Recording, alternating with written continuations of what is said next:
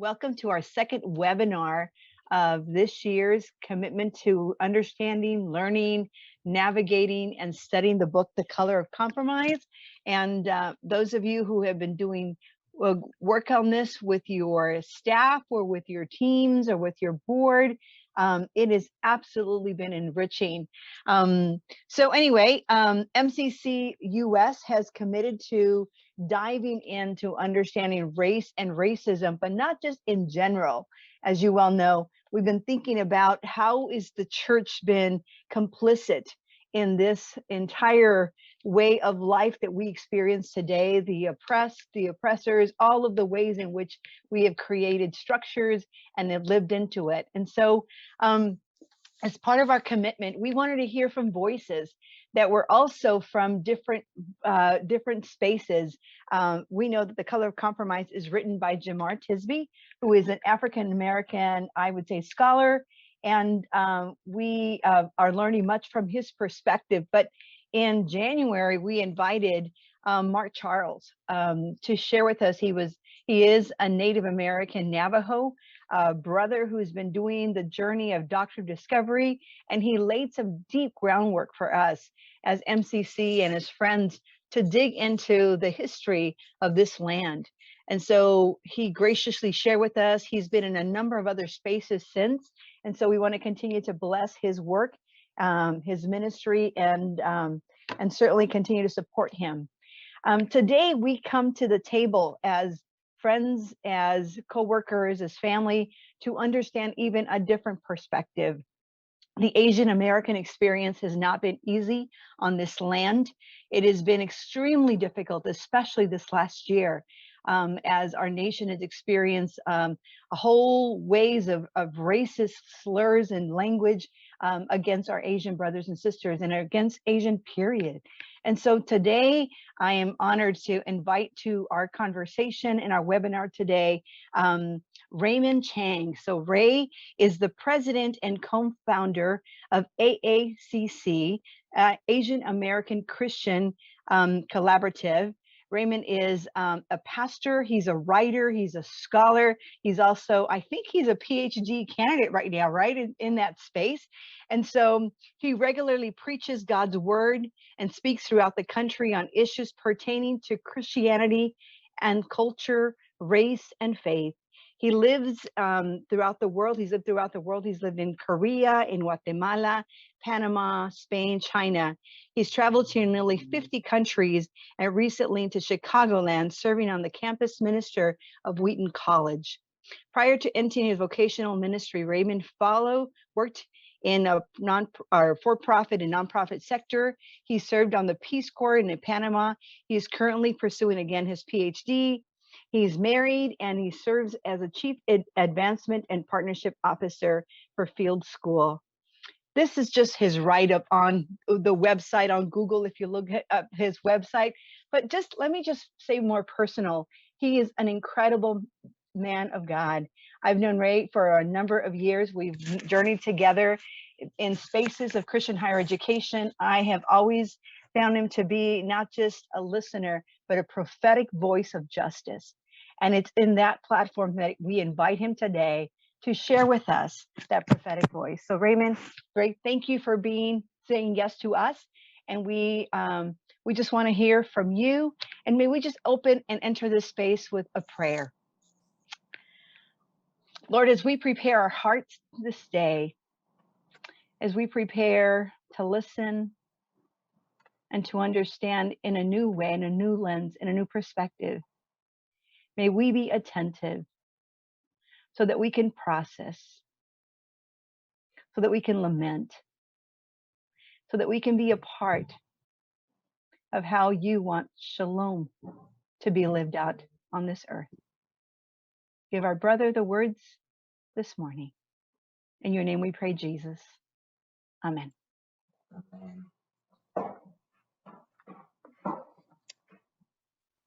Hello, everyone. My name is Shankar Rai, and I work at MCC as a summer service program coordinator. And today we are planning to do kind of an interview and conversational way. So before Ray start sharing from his side, I would like to welcome and say thank you, Ray. Uh, I didn't know Ray before this. We met once, and then I started to follow him. Okay, what's going on? Okay, who is this person? And just looking at some of the work that he has done, it's quite impressive. And I since then I have read a lot of his writing and listened to his voice, and it's incredible. And I am excited and looking forward to learn more in future and also today. So Ray, welcome to this to this webinar. Well, thank you both to Dina. I want to echo the sentiments, dear friend, and appreciate the ministry that you've done for a long time. But I know that I was sad when MCC stole you away from the CCCU, and so at least you have two C's in common, and so we're grateful for the work that she does. And then, of course, Shankar, it's great. It's been great to get to know you a little bit over the last couple of weeks. And so thanks for inviting me. Yeah. Uh, so yeah, before we go deep, why don't you share more about yourself, who you are, and the work that you do? Yeah, be glad to. And I think the reason that we wanted to do a more interview type of style is so that if there are things that I say that kind of trigger new thoughts, then it would allow Sankar to ask follow-up questions or kind of dive deeper into certain things. But I'm really glad to be with all of you. I don't get to see all of you, so I'm hoping that I'm coming through clearly. My name is Ray Chang or Raymond Chang. I serve, as was mentioned, as the president of the Asian American Christian Collaborative, which is just over a year old now. We started uh, around March of 2020 in response to the rising anti-Asian violence that we were anticipating and seeing.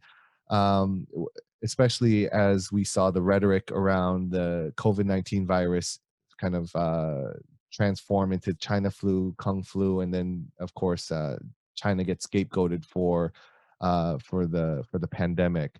But the thing that really concerned us was that the anti-Asian hate and the anti-Asian attitudes started to trickle into the pews of our churches, including many of the leaders that were shepherding flocks within congregations in the United States. And so we wanted to kind of draft a statement, which we did, and then we released a statement to basically the public, and within the first month garnered a little over 10,000 signatures. I also serve as a campus minister at Wheaton College. I oversee our discipleship efforts, meaning that I oversee our multiple small group ministries. One is our small group ministry for kind of like our general Bible study and fellowship. Another one's on issues of sexuality, like addressing sexual addiction, sexual sin, and sexual shame.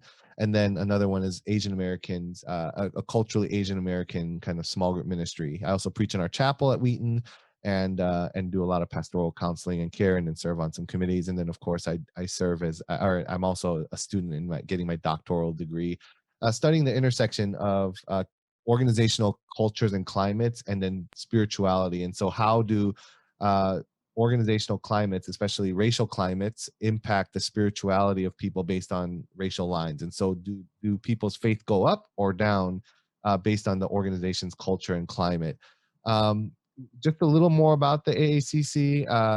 Like I said, we did start with an anti-Asian statement on the anti-Asian racism in the time of COVID-19, which I actually saw that the Women's Committee for the Mennonite USA Women in Leadership Committee cited in their recent statement responding to Atlanta.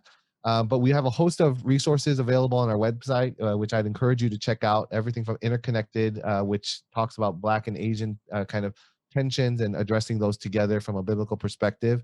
Kairos, which is specifically speaking to individual kind of ethnicities within the Asian American community, because it's a broad community. I mean, there's dozens and dozens of kind of ethnicities and even nationalities represented in the Asian American umbrella. And then we have our Reclaim magazine and our podcast, which is a publication that's both by, for, and about Asian American Christians, and then a podcast that really highlights Asian American Christian issues, and then our statements. And then we've done a series of events over the last year. Last summer, we did an event we marched for Black Lives and Dignity in Chicago, where I'm located. We organized a march between a historic 100-plus-year-old church to a historic African American church that's over 100 years old, and the two communities, even though they're only just a little over a mile apart, had never done any kind of meaningful work together. And so we said, as Asian Americans, in light of what we saw happening with George Floyd, which we're remembering the anniversary of his murder, which just happened yesterday.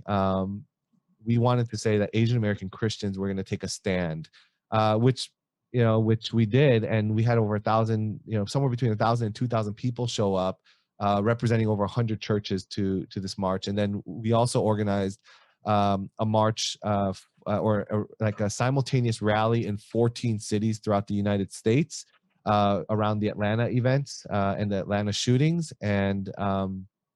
And so, yeah, it was remarkable to see how Asian American Christians, and more specifically Asian American Christian women, were galvanizing around the events that we witnessed in Atlanta, and wanted to take a stand against racism against Asian Americans, but then also stand for kind of the dignity and value of Asian Americans broadly, whether they were Christian or not. And we did that in 14 cities simultaneously, all happening pretty much at the same time earlier in this spring. And then, of course, we had an event where we talked with African American and Asian American Christian leaders here in the Chicagoland who do have kind of a national reach, and talk about how we can unite against racism to continue the work.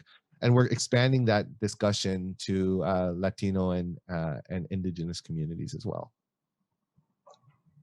Yeah, the work that you do is quite impressive, and this is not only helpful to the other racial group, but like myself, I consider myself as an Asian. I didn't know about a lot of things that is available on your website, and it was so eye-opening, and it's kind of a quite learning experience to go through your website. It is Asian American Christian Collaborative. So yeah, if you go there, you can have a lot, tons and tons of resources, lots of good writings. Um, I I am pretty new immigrant to this country. I came here only in 2010 as refugee, right? And since I came here as refugee, I was a refugee for a lot of my life. And I always consider America as a country of opportunity, a place where I really wanted to come. And I always looked so highly. But this past year has been quite a different. I started to look quite differently. It's just feel very different to me. I never felt since I came in 2010 like to go outside in shopping mall or at Walmart and to feel, oh, maybe someone may come and say, hey, you Chino, right? And actually I have been called, people call me a Chino. It's funny and interesting that I am not even Chinese, and just because how I look, they started to call me Chino at one time. So this is what's going on. Do you have any such story in particular that you wanted to share that has really touched your heart, or something very touching or sad? Yeah, I mean, I think it's helpful for people to know that, even though both of us are Asian, right? Asian, we have different background, different stories. So I'm Korean American, I'm second generation, and the generations do matter, because if I'm second generation, that means my parents were first generation who who came to the United States. One is kind of came during high school. The other one came during his 20s. So my mom came during high school. My dad came during his 20s. And they have different experiences because of their language acquisition and the way that they were treated in society. I've always known the United States to be my home. And I don't know if everyone who's tuning in knows your background. Maybe you can share yours. I don't know how much people would be, but like, we came through immigration. You came as a refugee, and that's a completely different experience. And there's different complications and challenges and realities surrounding that. And yet we're both Asian, in descent. And so maybe you can even share kind of your background so that people can know who's in the conversation. Yeah, as I mentioned, I came here as refugee, and most of I when I came here, I was fortunate. I knew a little bit of English, and I could communicate well, and I had a college education before I came here. But most of my community people still are illiterate in our own language, and and there is a whole lot of challenges where I remember uh, it's in 2014. 2014, one of my congregation member was driving, and she looked like me, more like an Asian, like Chinese or Korean, like typical Asian. And while she was driving, by some reason she accidentally parked in the wrong place. She didn't know that Mm. she had to uh, park in another place, in disabled place, and she was yelled at, calling her to go back to her country, and that she's it. It sounds so typical, but that's something that we go through in everyday life, and so much of this is never reported. And I know even from my congregation, a lot of my family member and my congregation member were not only verbally abused but physically abused also, and a lot of those don't get reported because of the language problem, and also not sure where to report those kind of things. But yeah, that's my experiences are something maybe we can talk later on. But I think people and I would like to learn more from you. That is, now Asian anti-Asian racism gave a big conversation, and it's all over the media since 2010. I mean, since last year, 2020. But is this something new that just started in 2020, or it's an ongoing? What do you have to share about that? Yeah, no, and Shankar, I think people are asking, what country are you from? Oh, I am Nepal, from Nepal, Nepali. Yeah. And so, I mean, and so if you don't know, it's important to understand that, that there are different reasons why people immigrate, to the United States. And a large population of Asians actually come as refugees, especially from Southeast Asia and some from South Asia. And so you'll have stories from Vietnam and Cambodia, and there's some really tragic kind of turmoil taking place in Myanmar at the moment, and it's all worth kind of looking into. But Nepal is a country, that's worth exploring, and their relational dynamics between China and things like that. And all the stories are different. Every country is different. We have, Yeah.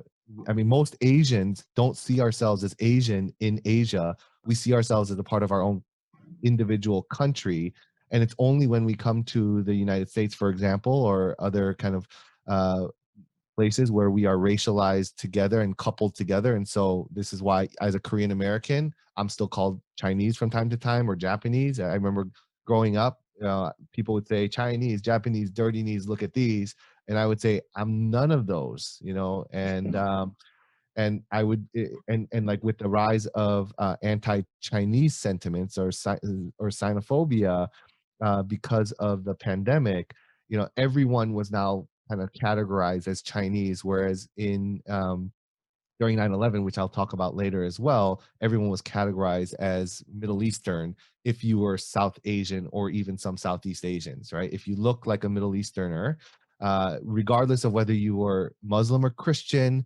you know, very loyal to the United States, you know, multi-generational um, or new immigrant, I mean, like everyone kind of viewed you with the suspicion because of the broad stereotypes.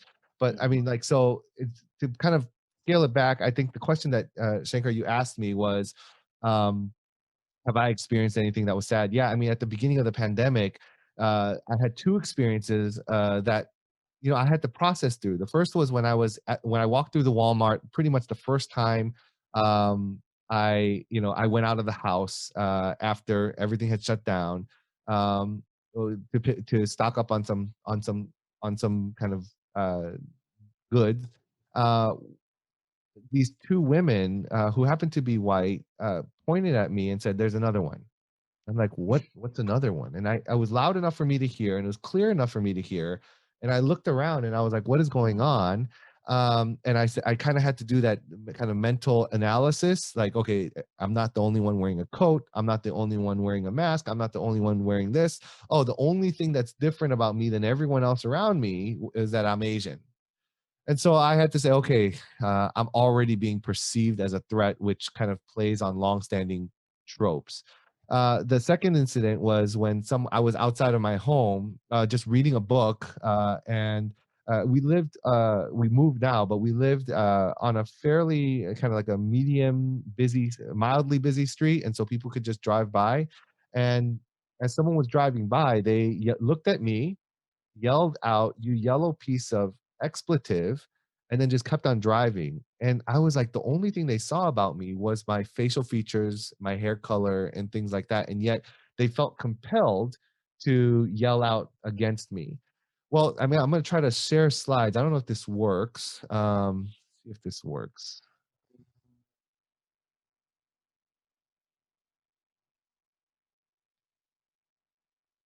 Not working.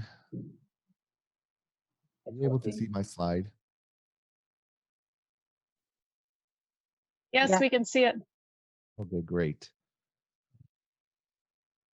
Okay.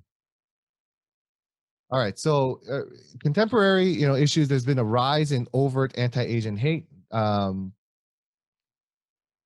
then there's been a host of news. I mean, you would see it. I mean, it's all over the news. It started really with, you know, just words, people, you know, using language to kind of oust us or to kind of target us. And then it started turning into violence. We saw people getting slashed. We saw people getting stabbed. We saw people getting acid thrown on them. We saw early on an elderly woman get drop kicked when she was waiting at the um, when she was waiting um,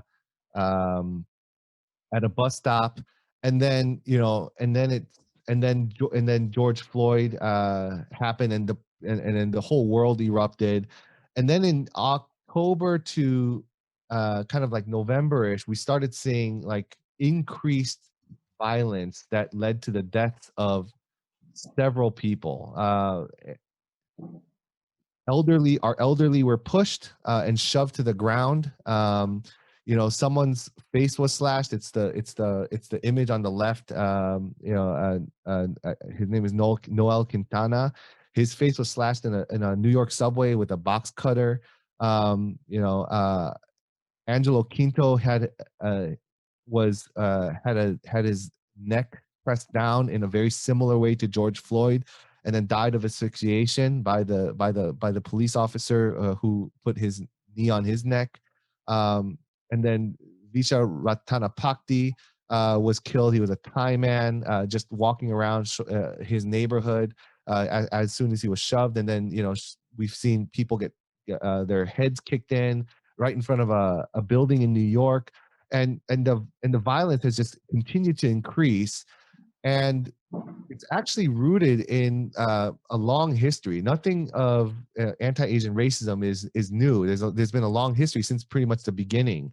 For people who don't know, I think it's helpful to kind of be mindful of, like, you know, the history of our community, because I think a lot of people falsely assume that Asian Americans don't experience racism. In fact, I've heard multiple times that we don't, directly to my face, even though I would say, actually growing up, a lot of people called me racial slurs that that you would not call anyone in public or in professional settings. And I didn't understand why they would call me that, especially if they were, when they were fellow children. They would use these racial slurs, and I'm like, where did they learn this from? They learned this from either their parents or from people that are around them that are teaching them these words, like that I'm not going to use because I just don't think that it's necessarily helpful. Um, but I grew up with that. I grew up with the sense that, you know, my food was always kind of weird or, you know, like odd. And so, like, like, there's something called the lunchbox moment, where in a Wong Fu production, which is a Asian American kind of a media company that's based in LA, and they tell Asian American stories, and they tell a lot of heartfelt stories. They did a little sketch, a comedy sketch about the lunchbox moment, where, you know, Asians would take their food to school and then they would be ridiculed as a result of it. And it just resonated across the country. Like, everyone was like, oh, I had that experience. Oh, me too. I mean, you know, things like that. But I mean, if you look at the history of anti-Asian racism, you'll know that, you know, the reason that Asian Americans were brought, or Asians were brought to the United States, were primarily to replace labor for African slaves. You know, it became more and more untenable and unpopular for you know, for chattel slavery to kind of remain. And so white business landowners needed to find other alternatives to do the labor that other people didn't want to do. And so they brought in people a lot from the continent of Asia, mostly to do things like mining and agriculture, and then, of course, to build the transcontinental railroad, which was a kind of like a vision of manifest destiny, connecting the East Coast to the West Coast, which ended up in Promontory Point, Utah, or Promontory in Utah. And what's interesting about this is, if you look at the picture, I don't know if you can see it. Shankar, can you see the picture? Is it showing up, No, I can see all the the slides? slides with Okay, different news great. headlines. So if you look into the picture, you'll see that you can't. It's a little grainy, but what most people don't know is that the Irish built the railroad from the east, and they weren't considered white at the time. And then the Chinese people built the railroad from the west, and the reason that they ended in Utah was because the railroad being built through up to Utah was like some of the most difficult stuff, the difficult terrain to navigate. And so, if you ever heard the term Chinaman's chant, it actually comes from the building of the railroad, because they would oftentimes have to hang off of cliffs in very unsecure and dangerous kind of settings to lay the tracks down, to blow to blow the mountainside up, and it would lead to many of them losing their lives. Harsh conditions were normal, and it was extremely difficult to just even get across the mountains. But what you'll see is that in this picture, you don't see any Chinese people. And the reason you don't see Chinese people is because they were told to get out of the picture, even though they had built a significant chunk of the railroad. Like, I mean, like, without the Chinese, the railroad would not have been built. And yet, when it comes to celebrating, they are not acknowledged. You know, they're not even invited to kind of stand in the picture that, you know, that where the two ends meet, which is this golden spike here at Promontory, Utah. And that's kind of the history of Asians. Like our history is excluded, erased, cut out of the picture. This is why most people don't know the history of Asian Americans, and we're doing a lot to try to push for greater awareness. In fact, in Illinois, we just the state Senate just passed the Teach Act, which the House had already, the state House had already kind of approved, and then the Senate has now approved. Stop to And you. Can you? I think we are not seeing the picture that you are illustrating. It's right now what I can see is the I think the first slide with different oh, news headlines. how do I do this? I'm sorry.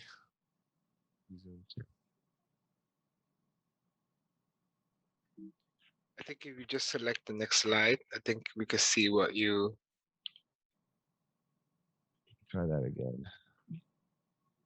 I usually have someone else help with this stuff.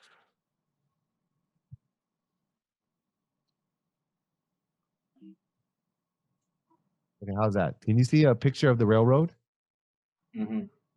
Okay, it's Yeah. like a brown and white picture. Yes. Okay, great. Sorry about that. I am despite the stereotypes of Asians being good at technology, I am not that good at technology. That's a free joke. I hope that made you laugh. Yeah, so so this picture, they were excluded from the image, and it's striking because that's kind of the history of Asian Americans. We're either invisible or we're completely excluded, and in this picture, we're both invisible and excluded, despite our contributions, right? Despite the sacrifices that families had to make in order to make this happen. Well, then you go to 1875, and then you have the Page Act, which is basically a law that prevents Asian women, Chinese women, and then more broadly Asian women from entering into the United States.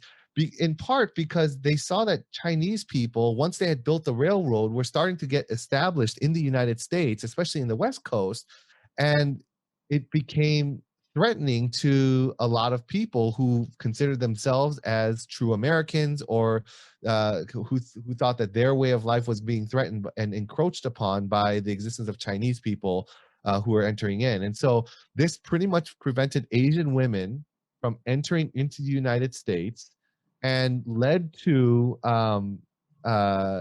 which was kind of in part driven by this logic that said, if we exclude women from China entering into the country, then the population of Chinese American or Chinese people will not grow in the United States.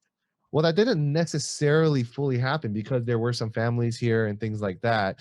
And so just 7 years later, the Chinese Exclusion Act, and the Page Act really led way to the Chinese Exclusion Act, which was a basic act that, which was the first ethnically oriented immigration act that paved the way for racial discrimination along immigration lines, which is why for Asian Americans and Latinos especially, immigration issues are so near and dear to our sense of justice, because immigration laws have been used to separate families. They've been used to hinder kind of any form of kind of establishing our own communities, any sense of autonomy, and really kind of has been used as a constant reminder that at any point we can be excluded or pushed out.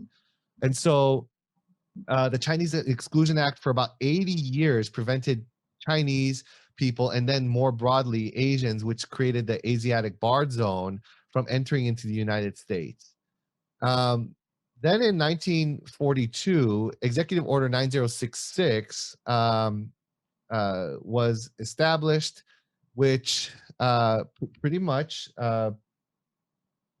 told any person of Japanese ancestry and to it forced them into incarceration camps.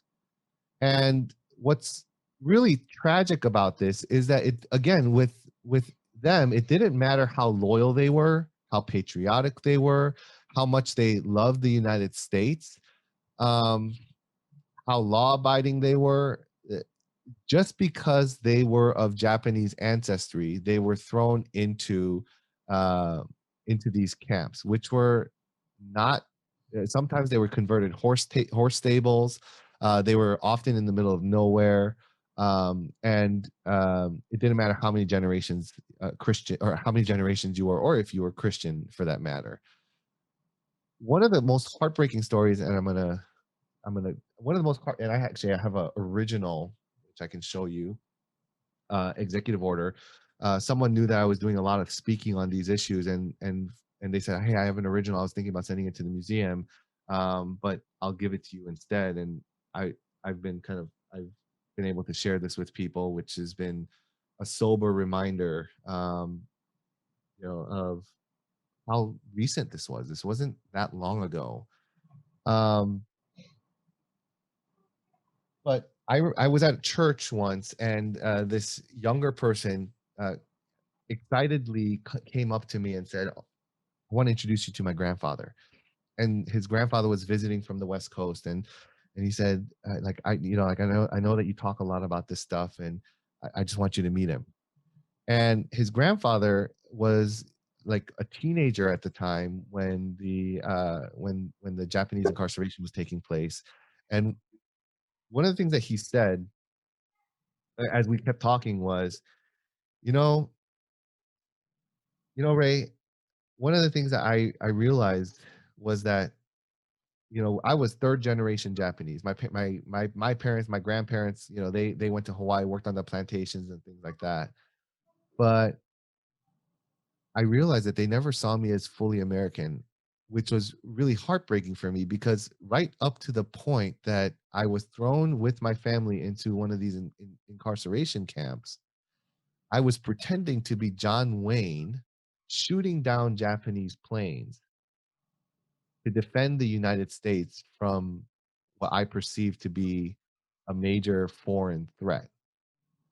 Then the next thing I knew, they were throwing my family into one of these camps.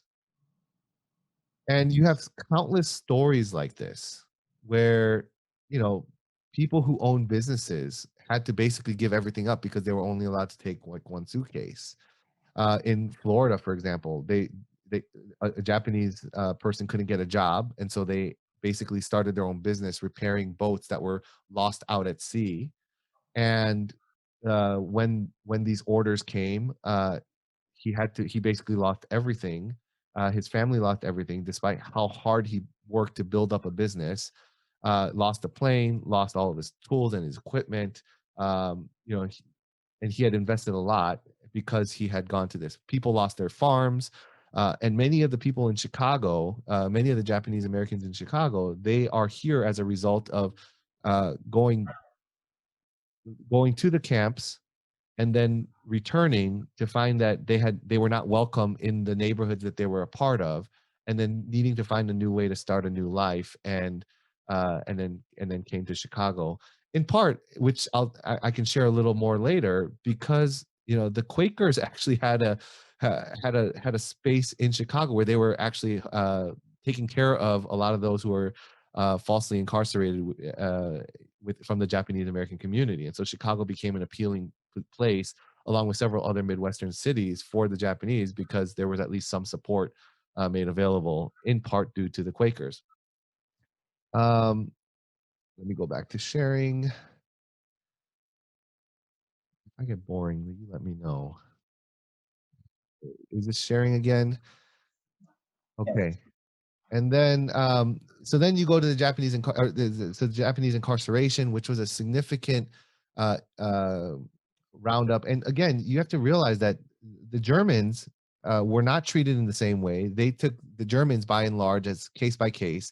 Not everyone was considered a threat, if you had German ancestries. Not everyone was considered a Nazi, just because they were from Germany. And yet, because of what happened at Pearl Harbor, which, if you read the book, books by Gary Okihiro, who's a Japanese American historian, you'll see that the Japanese actually responded and attacked Pearl Harbor because they were seeing the United States trying to colonize many of the countries in Asia, and so they just said, leave Asia for Asians.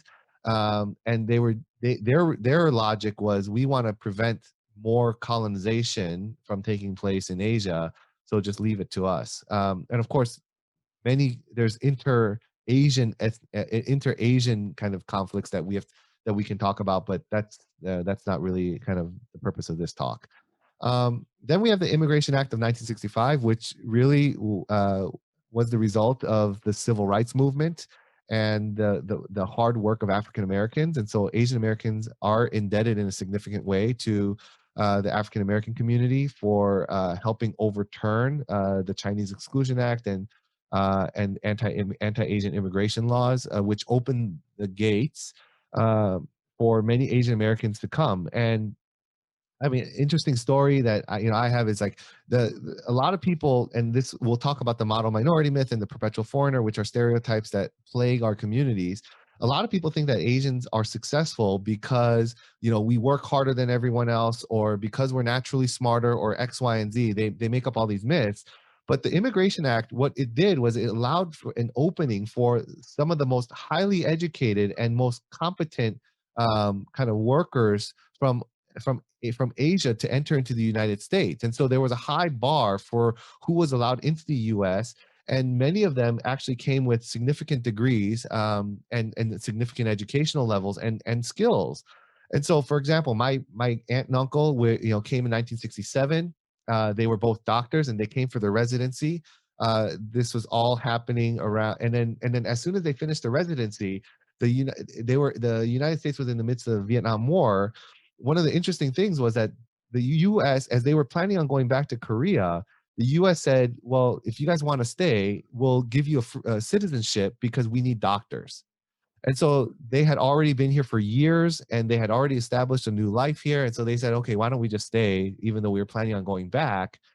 And then they've been here ever since.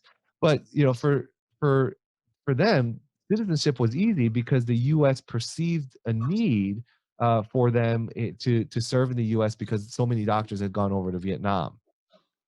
And then of course, there's multiple waves of immigration that took place and things like that. But early immigration, post 1965.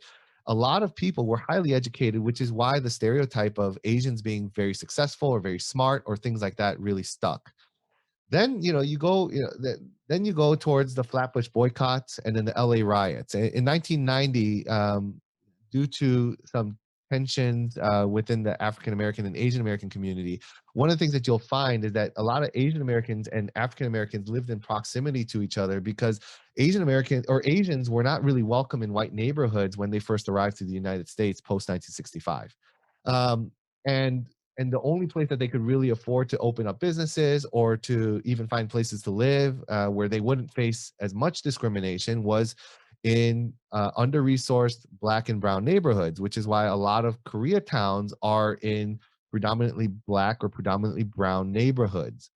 And so that along with the under-resourcing of our of the communities, a lack of access, for example, many immigrants struggle to get access to social services, in part because of language barriers, other parts because they don't know how the systems work. For example, my parents barely ever took me to see the doctor because we didn't really know how to use the medical system here in the US. In fact, that's still something I'm trying to figure out how to do, well, almost at the age of 40, because it just wasn't a habit that was built into me. I just never knew how really how insurance fully worked, and a lot of other things. And so those are things I had to learn in my 20s and even my 30s of how to navigate, what some people would just call adulting. A lot of immigrant adults don't know how to navigate these things because these systems weren't built with those who are outside of the United States in mind. And so under-resourcing, language barriers, intercultural conflict between Asian and African American communities led to things like the Flatbush boycotts, where basically tensions between a Korean American store owner and then a Haitian woman led to a massive boycott of Asian businesses in New York in an area called Flatbush. And then that served as a backdrop for the national tensions in the LA riot. What most people don't know, however, is that the LA riots. So we're talking about George Floyd and how social media has really helped people understand the the horrific nature of police brutality against Black and brown communities. The LA riots was basically the first George Floyd that was caught on camera. It was African American communities were saying over and over that they were being harassed and mistreated by those who are called to serve and protect. And one of the things that they consistently found is that nobody believed them. That they just that they were like, no, the police are there to serve and protect. They're doing their job. They're protecting the neighborhoods. You know, like, I don't know why you guys are saying that. Then you have Rodney King. Rodney King was beaten, bludgeoned 50 something times in public on in front of a camera, and that was recorded, and racial slurs were hurled at him while he was doing that. If you've ever heard the statement, you know, can't we all just get along, that's Rodney King. But there's a documentary, I don't know if it's still on Netflix or Amazon Prime, but it's called LA 92. It's definitely worth watching because it does a great job of putting this in the backdrop, as well as the documentary on OJ Simpson, which puts the LA riots in the backdrop of what happened with OJ Simpson. I don't remember what the name of the documentary or kind of like the docu series that's like a partially fiction, partially true. But the LA riots is interesting because one of the things that you'll notice is that it's often framed as a Asian Black tension. But what most people don't see is that it was all minorities, all racialized minorities were basically left to fend for themselves in that moment. There was frustration from the African American community because of the lack of justice. There was frustration from the African American community because there didn't seem to be like any movement forward. And then with what you saw quickly was that as the rioting and the looting started to emerge, police officers started to only guard white neighborhoods. And so Koreatown was completely abandoned. You saw that to the north, you know, like the Hollywood area was protected. To the west, Beverly Hills was protected. And then everyone else was basically left to fend for themselves. And it actually wasn't like, so so there are tensions that need to be addressed inter-minority wise, but the broader problem was actually white supremacy that led to the conditions of injustice in the first place, and then to the abdication of responsibility of protecting both the Black, brown, and Asian communities. And right now, you know, most people just see it as a Black and Asian issue, but it was us trying to figure out really how to survive in the midst of basically an abandoned a system that abandoned all of us. And I think that story needs to be told in more compelling detail because most people don't really know it, including Asian Americans and African Americans. Of course, prior to this in 1982, which I forgot to add to the, you know, to the slide, is Vincent Chin, which was a awakening moment where a Chinese American man, bachelor party, you know, in Detroit, went to celebrate with friends, and I think his dad was even there, and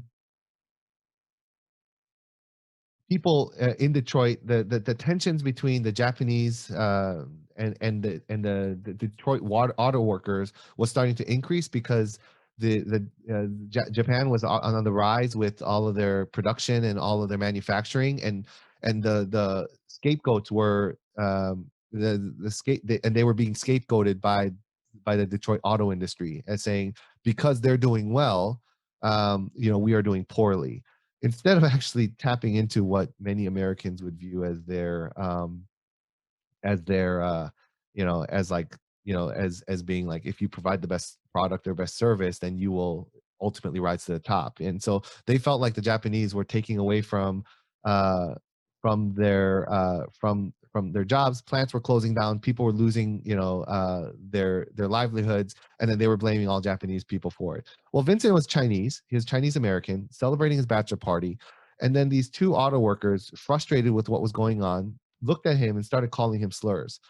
They started calling him Japanese slurs. So they called him names that were like today we're called Chinese slurs. During the time of Vincent Chin, they were called Japanese slurs in Detroit because Japan was the scapegoat that was taking away jobs from the United States, that was kind of depressing some of the auto industry and things like that. They eventually, it turned into a fight, and then they beat him with a bat, and then he died as a result of that. That triggered a whole bunch of protests from the Asian American community, and we still remember him because for us, it reminds us that no matter how much we try to assimilate, no matter how American we are, we're never fully American enough. Fast forward to 9/11, then you have the anti-Asian sentiments against South Asians mainly. And so everyone was basically collapsed into a terrorist mindset. So if you are dark skinned and you look Middle Eastern, you are a terrorist, which includes many of my Christian Arab Christian friends or Indian Christian friends who are all perceived as terrorists. They felt the difference when they walked through TSA or when they walked through the airport. They felt different when they drove by police officers. When they walked into a room, they felt like they had to change their appearance, shave their beards if they had it, grow out their hair if they were bald, and do anything to not look like a terrorist. This includes very peaceful Muslims as well. Like many Muslim Americans felt like they were being unfairly treated as a terrorist threat simply because of the way that they looked. And because of what the Japanese Americans experienced with the Japanese incarceration, they were one of the most vocal kind of activists and advocates for kind of South Asians, Muslim Americans, Arab Christians, and the like. Then we fast forward to COVID-19 and the rise of the China virus rhetoric, Kung flu, China flu. We have to understand that language has a deep impact on all of us, right? It shapes our imagination. And so when someone says, "Oh, why are you making such a big deal out of it?" It's because we've seen major movements get and major harm get caused and triggered by these things, by mere rhetoric. And so Asians were perceived as a virus. One of the things that we see through history is that we were always perceived as yellow peril, which is an old trope that we are bringing viruses, that we are dirty, that we're unclean, that we're kind of making the United States unpure by our presence. And through the rhetoric of China virus, Chinese flu, Kung flu, that was all kind of reignited. The yellow peril reincarnated as the China virus, the Kung flu, and the Chinese flu, which was tragic because it was driven by our nation's most powerful leaders. And I have another magazine here.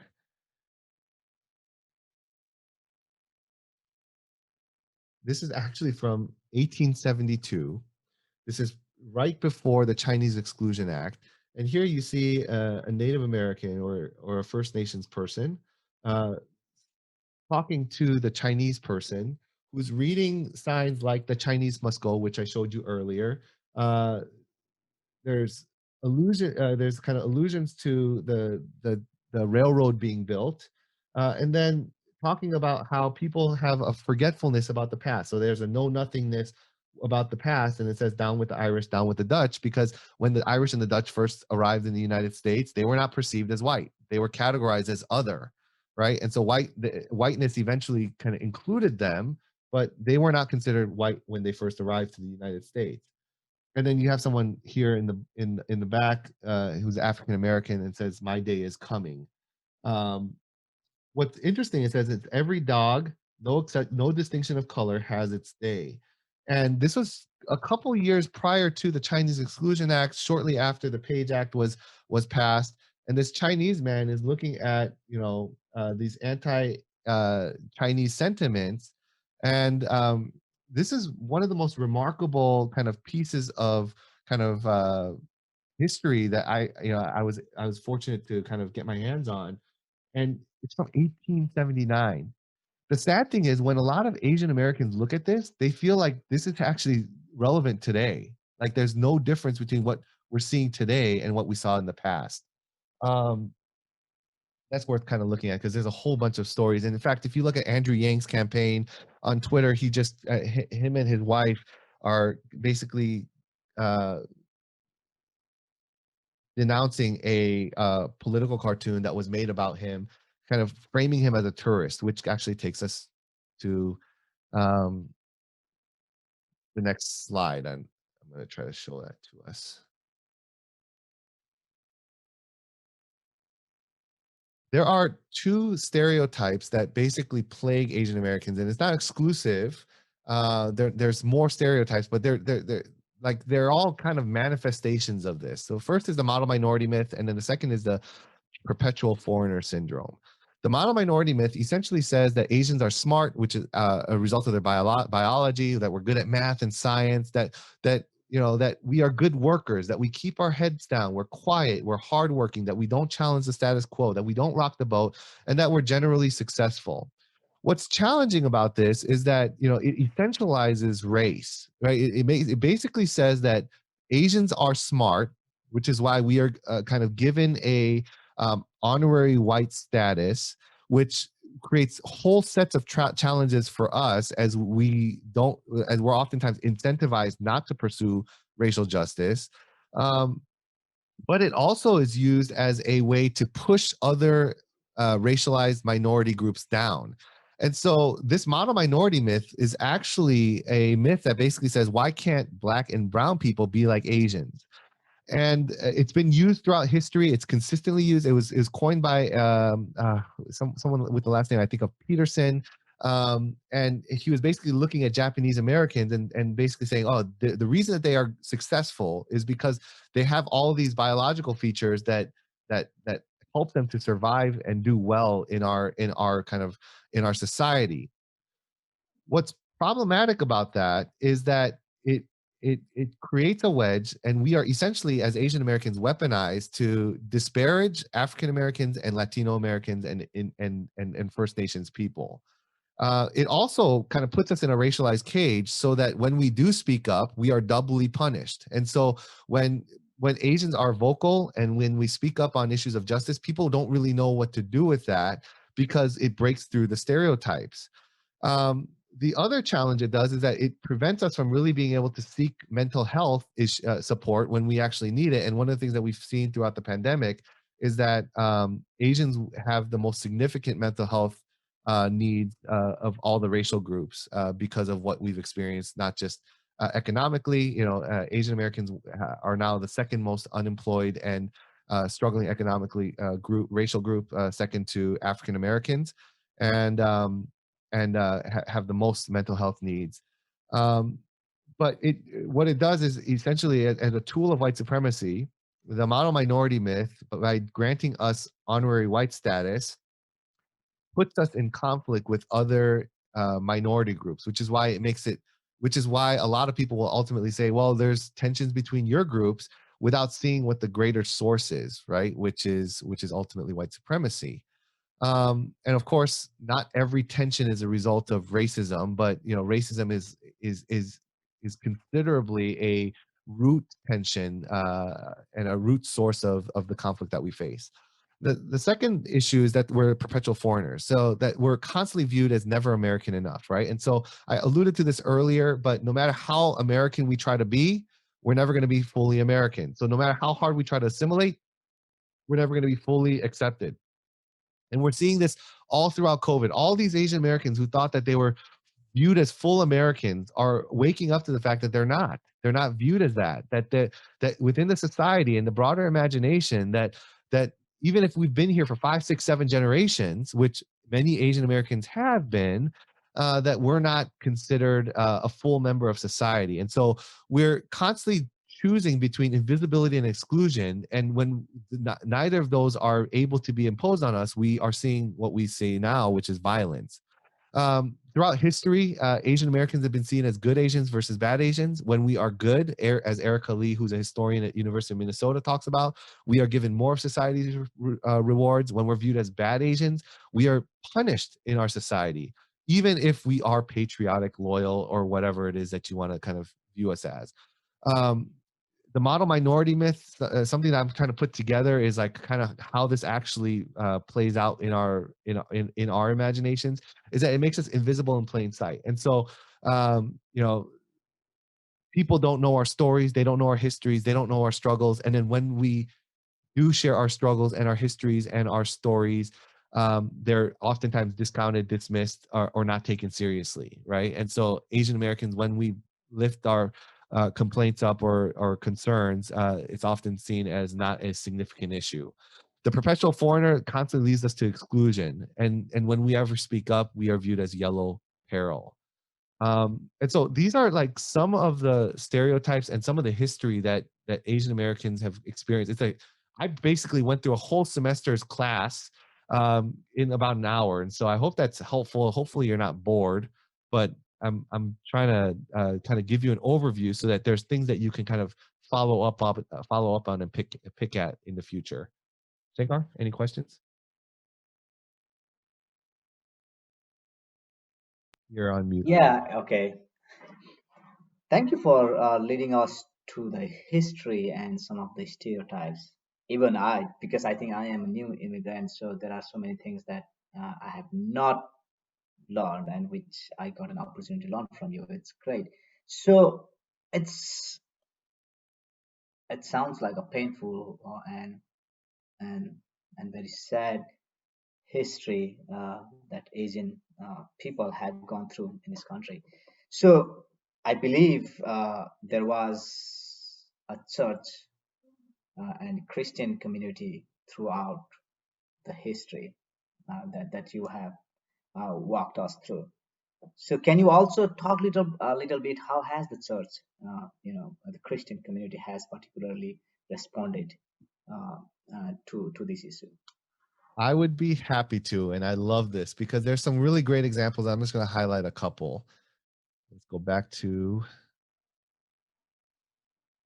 So not only is that, but there have been some church responses to anti-Asian racism.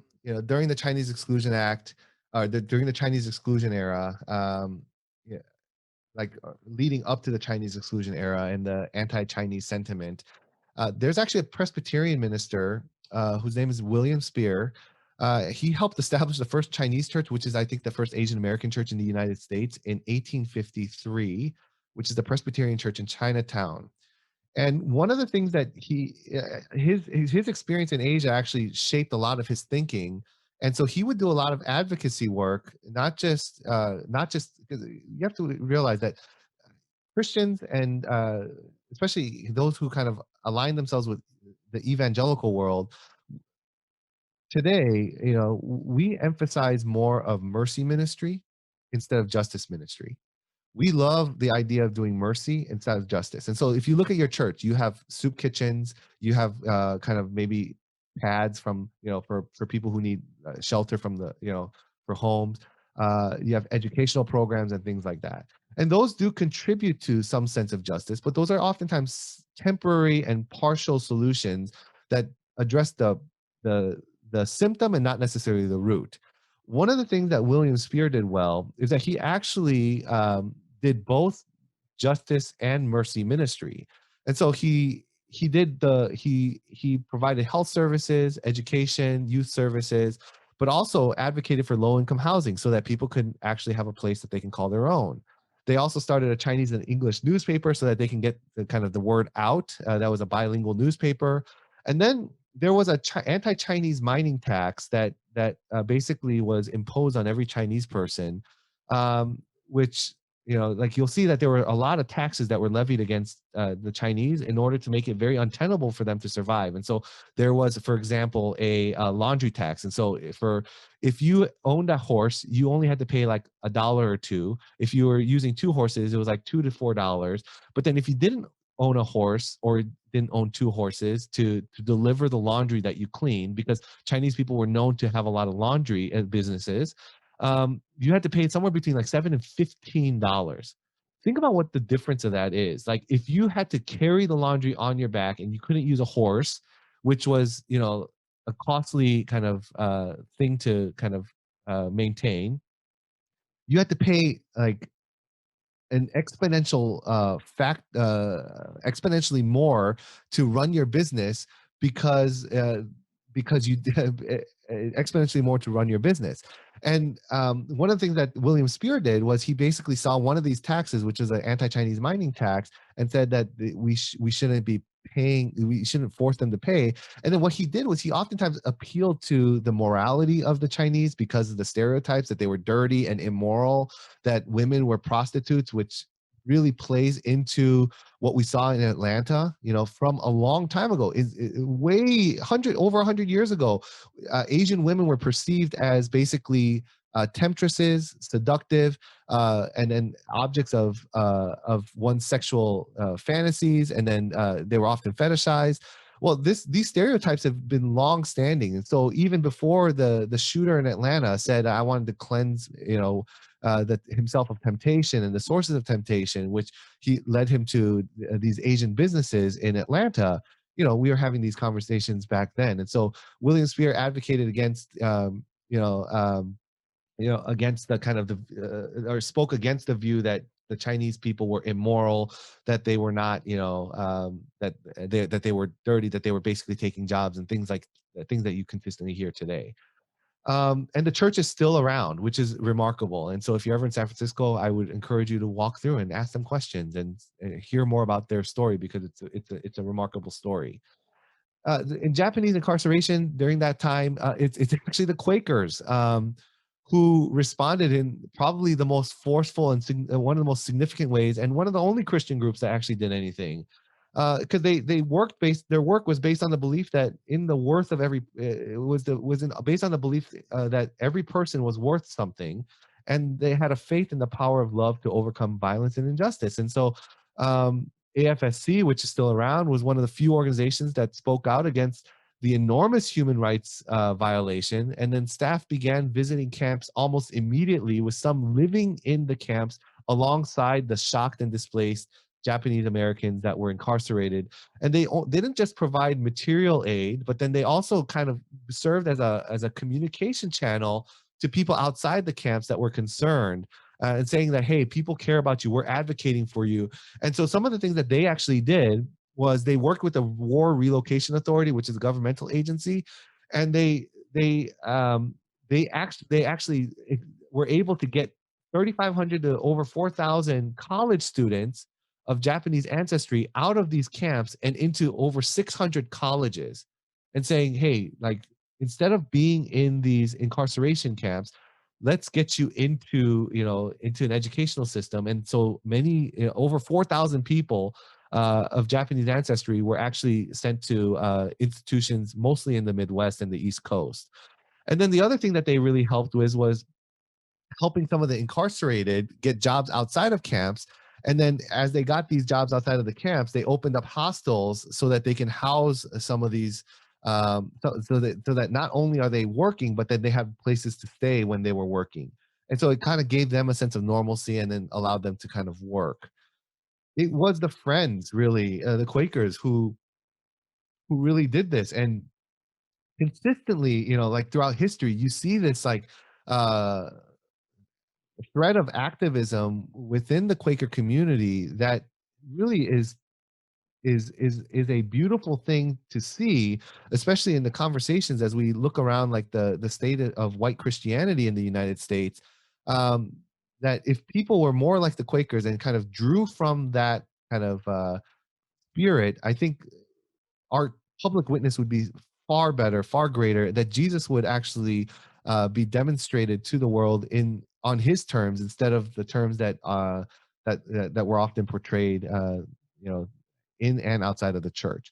And then in COVID-19, I was just kind of doing some search, and I saw that the Mennonite USA Women in Leadership Committee, in response to the Atlanta area shooting, put up a statement, and I was really grateful for it because they actually highlighted the AACC statement on anti-Asian racism in this. But it was a beautiful statement, and like it was very clear that these murders resulted from white supremacy, the fetishization of Asian women, and then patriarchal church culture, which all are things worth looking into. And so it was encouragement to me to even see how the Mennonites were responding in some kind of bold and significant ways. And so these are just a few examples.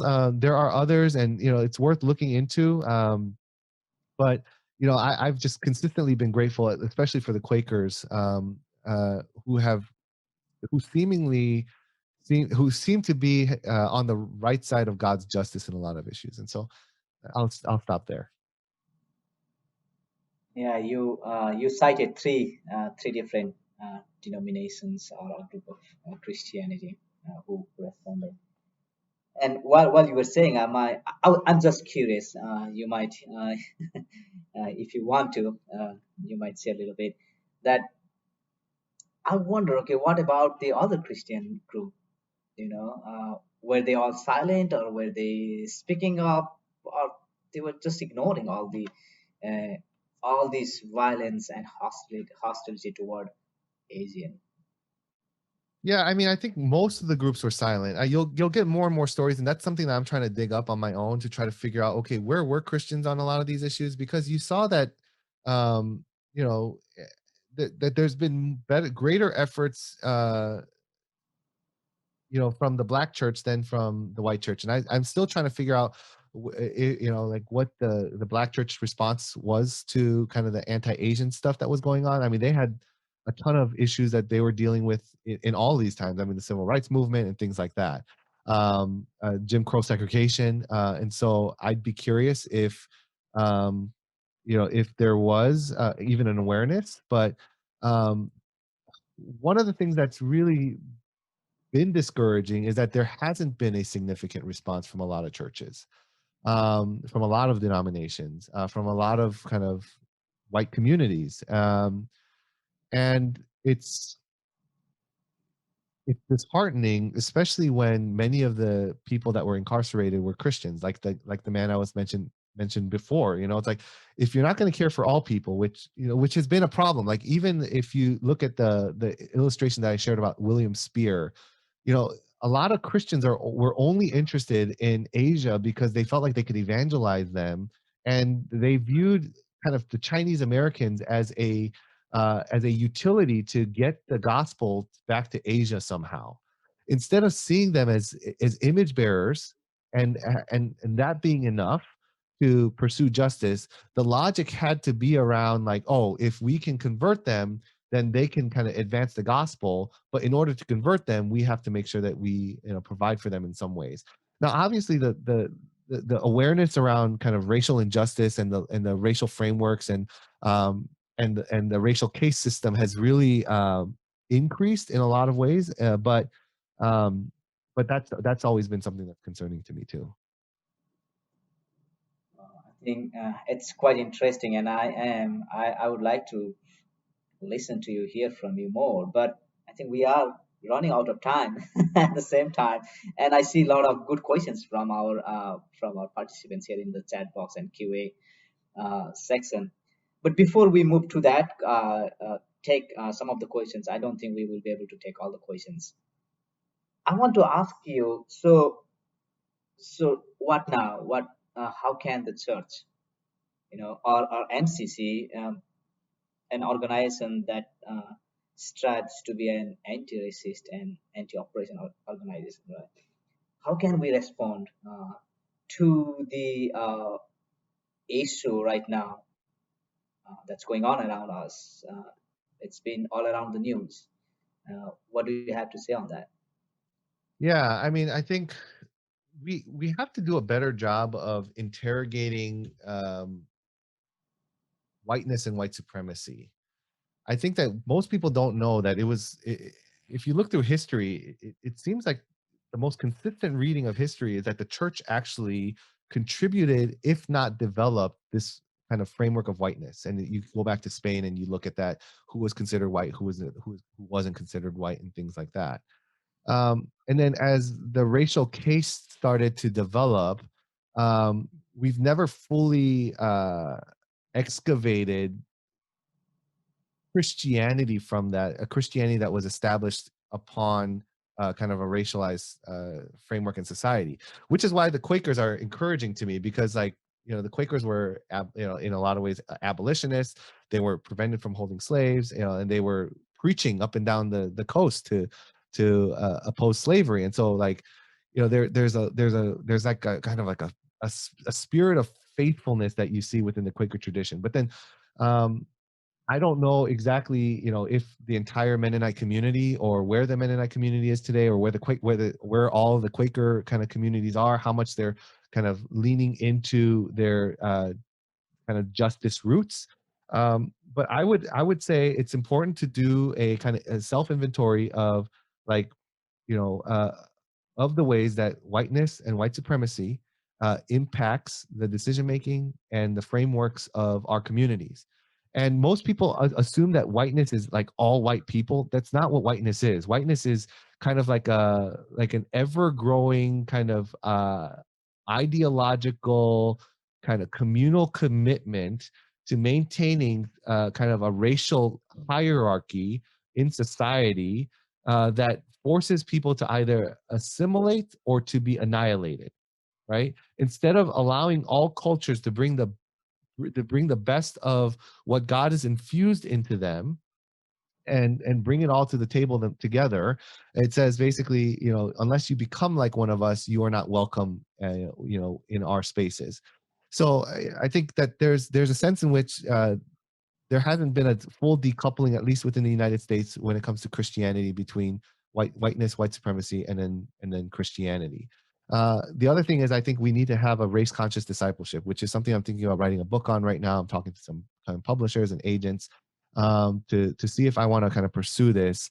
But because we haven't fully interrogated the impact of race on our discipleship and our formation, on our organizations and our organizational cultures and commitments, we're not actually able to get to the true kind of heart of the gospel, because there are other commitments that are competing with the gospel that are primarily driven by the agenda of racialization and racism. And so I think we need to have a discipleship that is kind of aware of how race and racialization and racism impact us this very day, right? How in the imagination of an average person, like that, I would be perceived as a smart X, Y, and Z because I'm Asian, or that I don't speak English well enough. That people would be surprised that I speak English so well. I don't know if I speak English so well, but that they would comment on my accent and things like that. And so I think those are some of the things that the churches need to do.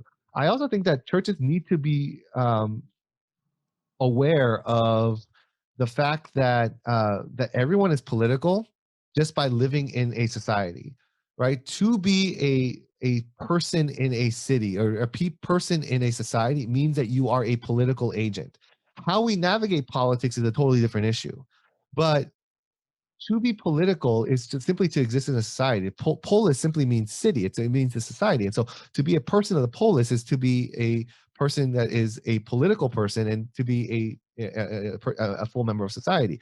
What we don't understand is like how to separate political engagement from partisan idolatry. There is way too much partisan commitments that are shaping our Christian commitments instead of vice versa. There's more of an, so like there's a study that's done that says that on average in the United States, people identify more with their political party than with their race, religion, or their ethnicity. Think about that. More than their religion, more than their race, more than their ethnicity, people identify with their political party, and that's a greater source of their identity. And so they worship the donkey or the elephant far more than they worship the Lamb of God. That people associate more with, you know, the Republican Party or the Democratic Party than they do with Jesus, and that's a deep problem. And so I think that we have to understand that, you know, partisan idolatry is the problem, not being political, because just by virtue of existing in a society, we are political beings. By voting, you are a political being. By taking advantage of any of the kind of like the driver's license, that you are participating in the political process, because you're saying I'm a member of the society, I'm abiding by these rules on the roads, X, Y, and Z. And I think we need a more robust political discipleship as well, which we don't have. Yeah, we've got tons of idols. And so, yeah, I think those are a couple ways. I think the other thing you can do is in your churches, do internal audits. I know that MCC did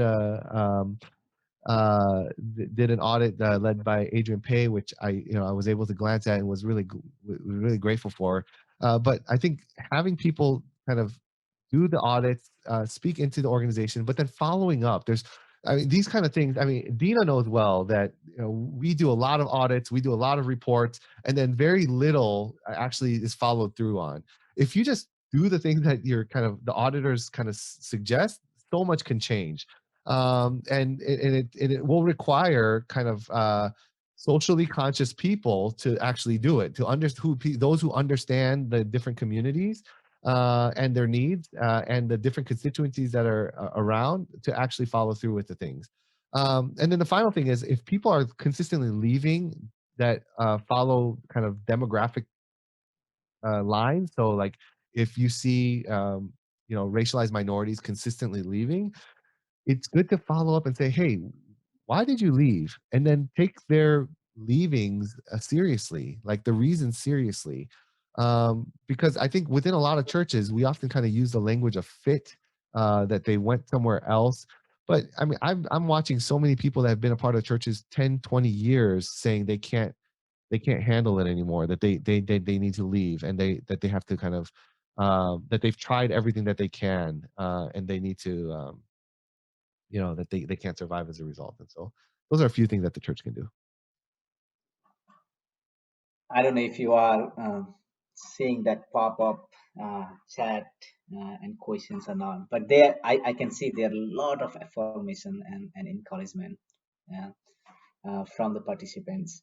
So yeah, we are running out of time, but there are at least a couple of questions that I really want to ask you, and you can give a just quick answer. Yeah, I'll try to Michelle do that. Armstrong has asked, how to continue the effort for more collaboration between those of African descent and Asian communities? What are the barriers? What are the opportunities? Can you just talk a little bit? Yeah, I mean, I think being in proximity to each other is going to be key. Intentional partnerships, intentionally being in community with each other is going to be important. Sustaining the conversation. I think a lot of people are good at starting conversations. They're not good at sustaining conversations. One of the things I recommend people to do regularly is to swap pulpits, right? So invite people, like partner with a local church that comes from a different ethnic or racial background from you, and then um, and then have them basically swap a pulpit once a year, and then you have basically 4 or 5, 6 opportunities to hear from people of different kind of ethnic and racial backgrounds. I would also say that diversifying your staff is really important. The diversity of the leadership, diversity of boards really communicate a lot. And I think people are now looking first at the diversity of leadership and diversity of boards to see how serious organizations are or churches are when it comes to um, the pursuit of racial justice and equity and unity.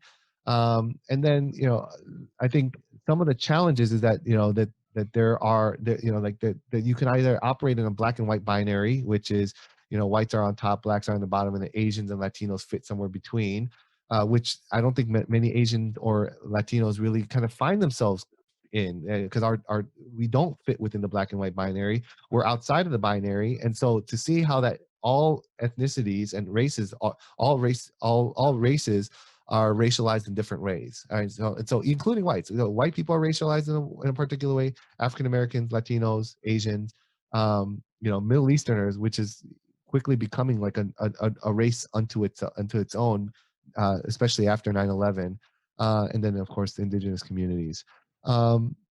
I think barriers are a lack of understanding around history. Opportunities are that, one of the things that if we can get things right between uh, communities of African and Asian descent and Latino descent, is that, we realize that the multi-ethnic church doesn't depend on kind of the dominant white majority leading the way. That we're actually, capable of leading the way when it comes to this.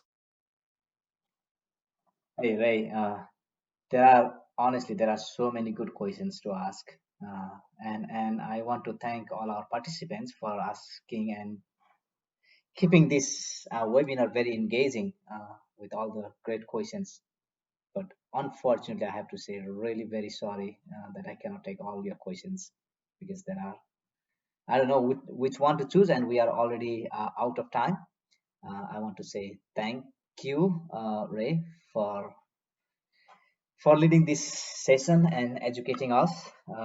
So before I end this session, I want to read out the tweet that you tweeted this morning. What did I tweet this morning? I,